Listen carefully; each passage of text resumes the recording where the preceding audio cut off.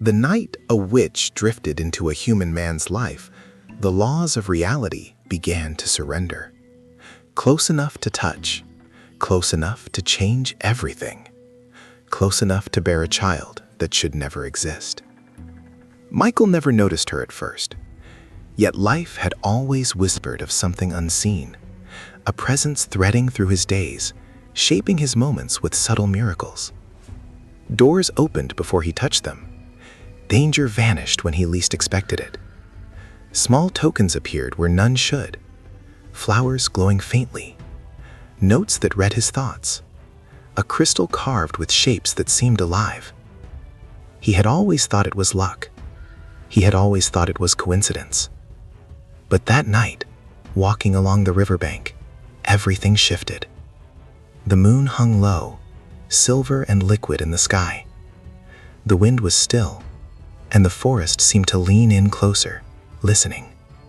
Shadows moved unnaturally, curling around trees like living fingers.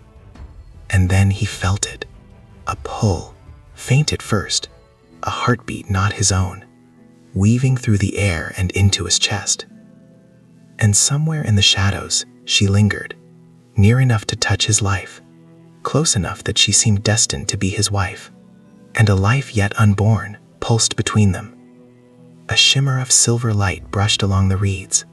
The air grew thick, humming with a power that whispered secrets in a language older than time. Michael froze. Every instinct screamed to run. Every heartbeat whispered to stay. A voice reached him, soft, melodic, threaded with authority and tenderness. Michael. It was everywhere and nowhere at once. The name rolled over his skin like water. "I am here," it said, "and soon you will understand. What is coming cannot be stopped. What is hidden will be revealed, and your life will never be ordinary again." The silver glow intensified, rising above the river like a tiny sun made of moonlight. It pulsed in time with the heartbeat in Michael's chest, or perhaps the heartbeat of the life yet to come. His breath caught, and he took a step forward. The air seemed alive, vibrating with an energy that was thrilling, terrifying, and utterly beautiful. From the shadows he glimpsed her, Celine. Her hair shimmered like woven moonlight, long and flowing, moving as if stirred by invisible currents. Her eyes glimmered like distant stars trapped in glass, ancient yet piercing, radiant yet untouchable. She moved toward him with a fluid grace, and Michael's world, once ordinary, fell away like mist. "You felt me," she whispered, each word carrying weight and wonder. "In the edges of your life, in the miracles you could not explain, it has always been me. And now, the impossible approaches. The life we share, bound to you, is stirring. You will not escape it." The forest seemed to hold its breath. Silver light flickered across the trees. Leaves shimmered like fireflies. Streams glimmered as if the stars themselves had fallen into their waters. Shadows moved at the corners of his vision, playful, watchful, aware. Michael felt a pull in his chest, a tether invisible, yet unbreakable. A heartbeat, stronger now, echoed through the clearing. Michael understood in that instant. This was no ordinary night, no ordinary life, and no ordinary presence. Something incredible, terrifying, impossible was reaching for him. The witch, the unseen life, the magic pulsing in the air. It demanded that he step forward, into the extraordinary, into destiny. Michael swallowed hard. Fear clashed with awe, wonder tangled with instinct. And yet, one truth anchored him. He could not turn away. Not now. Not ever. He took a cautious step toward the light, toward her, toward the life that had begun before it even breathed. And in that moment, the impossible became inevitable. The extraordinary had arrived. Michael's feet moved almost of their own will, carrying him closer to the silver glow hovering above the river. Every step felt heavy with anticipation, as if the earth itself had turned against him. The reeds whispered secrets in a language he could not understand, curling around his ankles like the fingers of invisible hands. And then he saw her. A figure emerged from the shadows, tall, elegant, and impossible. Her hair shimmered like moonlight on water, long and untamed, cascading over shoulders that seemed to radiate power itself. Her eyes glowed faintly, like stars trapped in a dark sky, and for a moment, Michael could not breathe. You are real," he whispered, voice trembling. The figure tilted her head, a faint smile playing on lips that seemed carved from silver. "Real enough to change your life, Michael," she said softly. Her voice was melodic, yet threaded with a danger that set his nerves alight. Michael wanted to run, but his feet remained rooted. Every instinct screamed at him, yet something in the air, in the pool of the river and the glow, anchored him. "You've felt me," she continued, stepping closer, the shadows bending around her like obedient servants. "In your dreams, in the edges of your life, when doors opened on their own, when danger vanished, it has always been me, guiding you, protecting you. And now," her hand hovered near her abdomen, almost as if testing a weight only she could feel. "Something grows that binds us together. A life, a secret the world cannot yet know." Michael's heart skipped. A life?" he stammered. "Yes," she said, voice almost a whisper, yet echoing in his bones. "Not yet born, but already part of the threads of destiny. And it is tied to you. Your choices, your courage, everything you are will shape it." The silver glow above the river pulsed brighter, and Michael could feel it like a heartbeat in his chest. Something alive, impossibly alive, was being summoned into existence. Its arrival inevitable, its purpose unknown, its fate intertwined with his own. Fear and awe collided in Michael's mind. He had never imagined anything like this. A witch, a life yet unborn, and him, somehow at the center.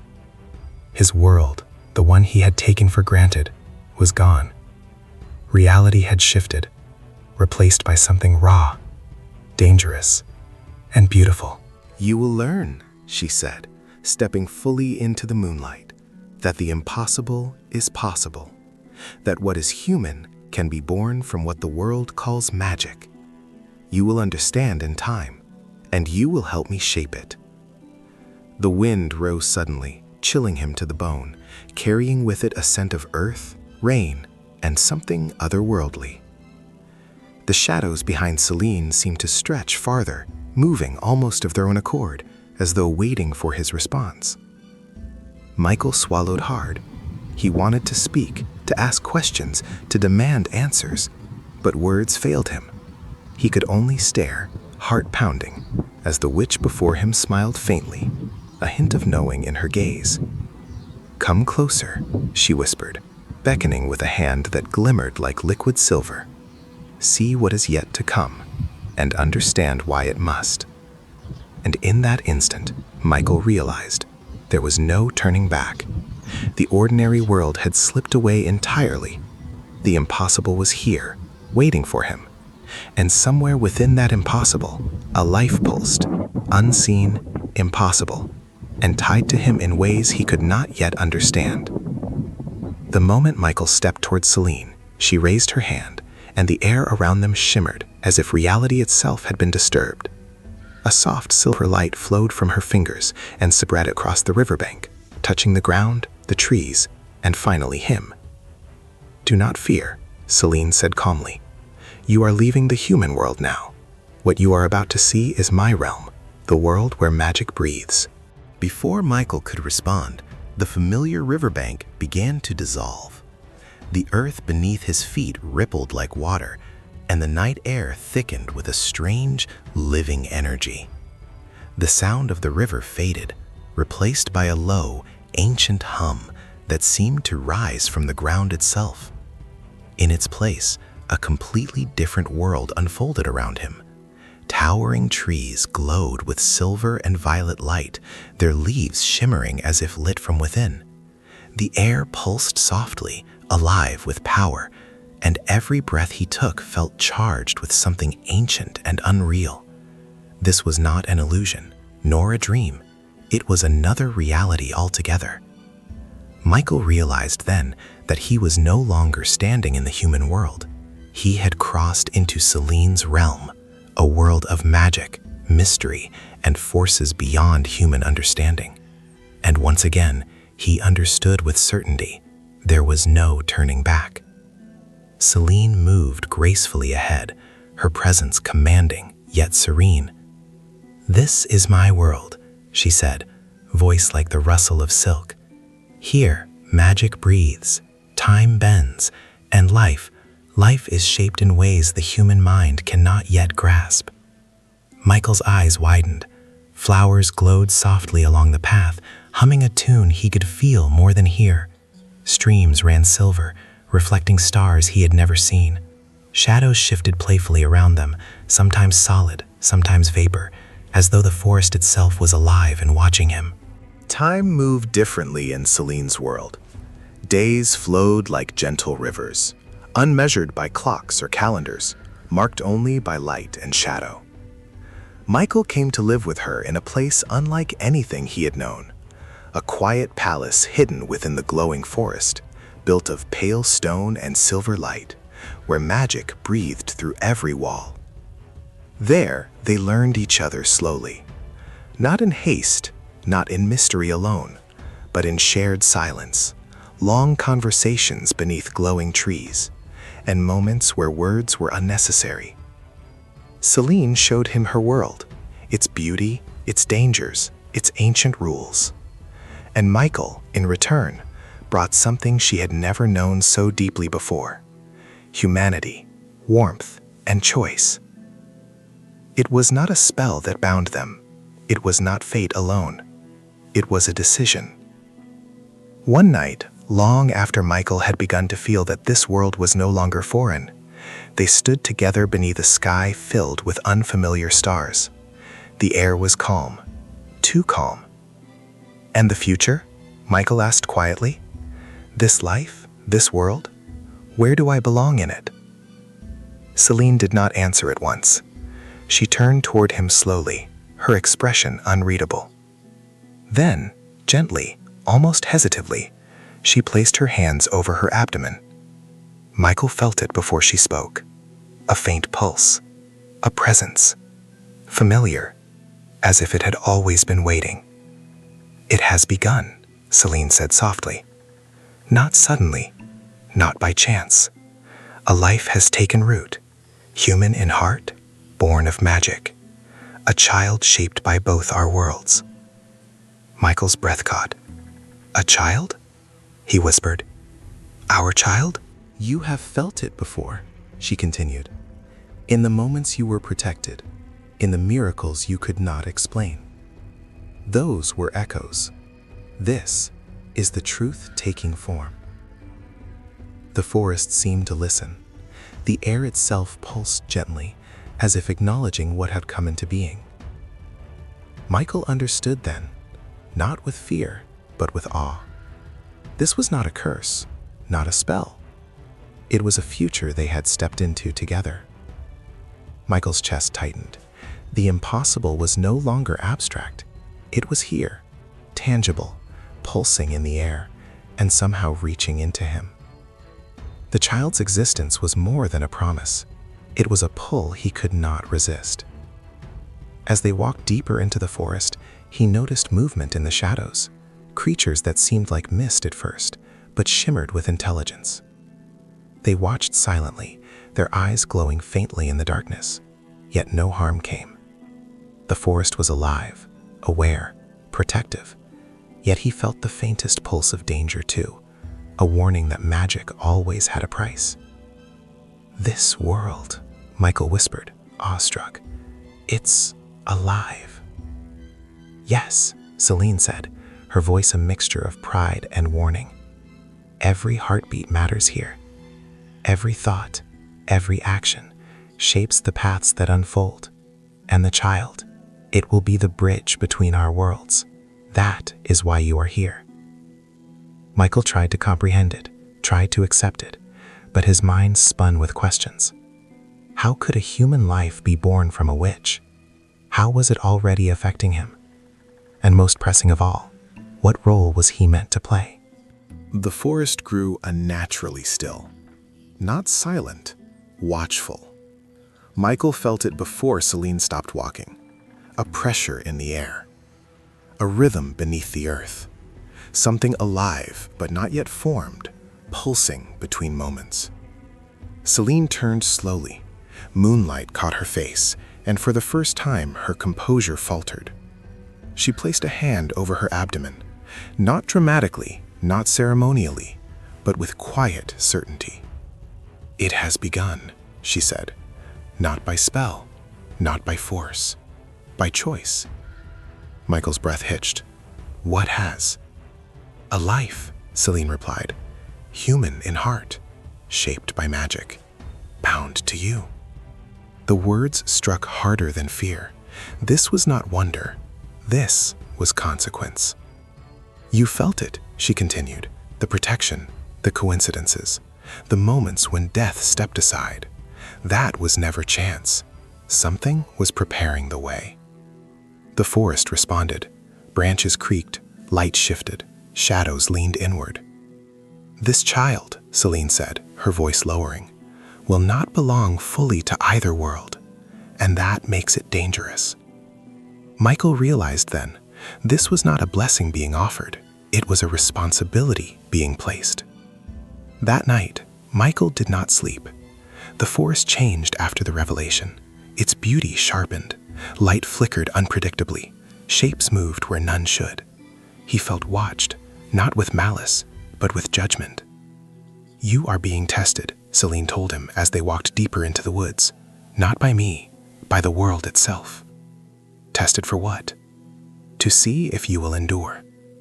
The air grew colder. The ground vibrated faintly beneath his feet. Then he felt it again, that pulse, stronger now, closer. A glow rose from the forest floor ahead, faint but undeniable. It wasn't a child. It wasn't a body. It was potential. "This is what draws them," Celine said quietly. From the shadows, figures emerged, not creatures, not spirits, but something in between. Old, curious, measuring him. "If they reject you," Celine warned, "the balance will break, and the child will not survive either world." Michael stood frozen, not because of fear, but because he understood the truth. This life forming between them was already at risk, and he was the deciding factor. Dawn came slowly. The forest exhaled. The pressure lifted, but the pulse remained. Celine stood beside Michael, her hand in his. "The trial has not ended," she said. "It has only accepted you, for now." The silver light rose again, warmer this time. It brushed Michael's skin, not testing, but acknowledging.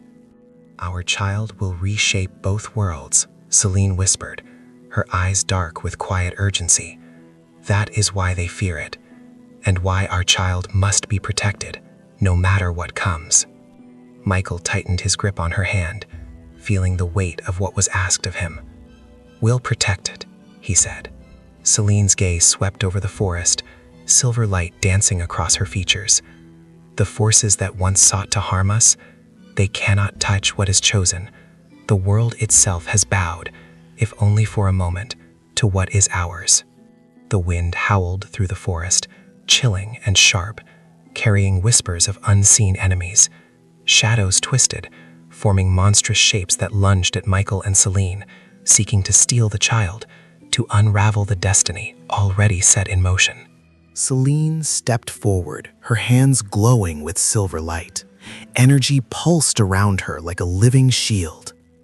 "Michael, stay close," she commanded, her voice steady, but every heartbeat thundering with urgency. Michael felt the forest tremble beneath the assault.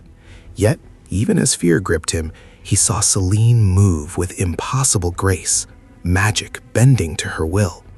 She struck at the shadows with beams of luminous energy, every gesture protective, fierce, and precise. The air itself seemed to fight alongside her, twisting, shielding, and repelling the darkness. From the chaos, he heard a voice, not human, not fully of this world, but ancient and commanding. "I have watched your hearts," the elder intoned, appearing in a shimmer of silver and violet light. Eyes like molten stars, aura radiating authority older than time itself. "I have seen your love, true and unyielding, and the dangerous forces that sought to tear it apart. But know this, love born in defiance of fate is no weakness. It is strength beyond measure. I stand with you now, and the darkness shall not touch what is chosen." A pulse of magic radiated from the elder, sweeping through the forest.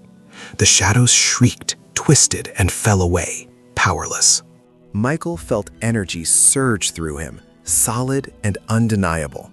Celine glowed brighter, her magic harmonizing with his newfound courage. And in the air between them, the child stirred, invisible yet unmistakable, its presence pulsing like a heartbeat of destiny. The silver light wrapped around them all, binding them together in protection, strength, and a promise that no force could undo. Michael looked at Celine, awe and love mingling with power he had never known. We're safe?" he whispered. Celine's smile was fierce and tender. "More than safe, we are strong, together. And our child will grow unafraid, carrying both our worlds in its heart." The forest held its breath, then seemed to sigh, releasing tension and embracing the new balance. The enemy had vanished, defeated not by violence alone, but by the courage, love, and unity of those it sought to harm. The elder's voice echoed softly, a blessing and a final command. "Live, love, protect, grow beyond what they could ever imagine. You are the bridge between worlds. Nothing will take this from you." Silver light shimmered across the trees, touching every leaf, stream, and shadow. The pulse of magic, life, and destiny flowed stronger than ever. Michael, Celine, and the child, bound by love, courage, and newfound power, stood in the heart of the extraordinary. For the first time since the impossible began, they breathed, laughed, and felt joy. The child stirred once more, harmonizing with the heartbeat of the forest. Ordinary had ended forever. And in that forest of silver light, they began a life together, stronger than fear, protected by ancient forces, and alive in a world where love, magic, and destiny converged. The extraordinary had begun, and they would face it together.